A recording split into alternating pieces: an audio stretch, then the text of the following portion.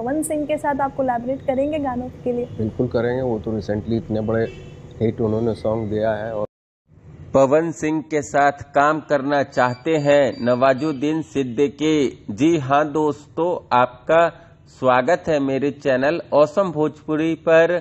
Video को पूरा देखिएगा। वीडियो पसंद आए तो वीडियो को लाइक और चैनल को सब्सक्राइब कीजिएगा।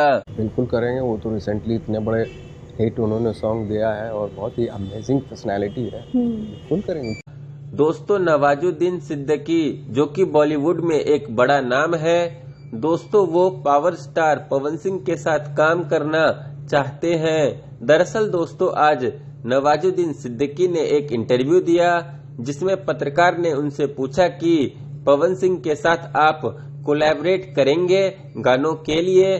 तो दोस्तों, इस पर नवाजुद्दीन सिद्दीकी ने कहा कि बिल्कुल करेंगे। साथ ही उन्होंने कहा कि पवन जी ने रिसेंटली इतना बड़ा हिट गाना दिया है। और दोस्तों, उन्होंने पवन सिंह के बारे में कहा कि पवन सिंह की अमेजिंग पर्सनैलिटी है, मैं बिल्कुल उनके साथ काम करना चाहता हूं। दोस्तों, आप लोगों को ये वीडियो कैसा लगा कमेंट करके जरूर बताइएगा।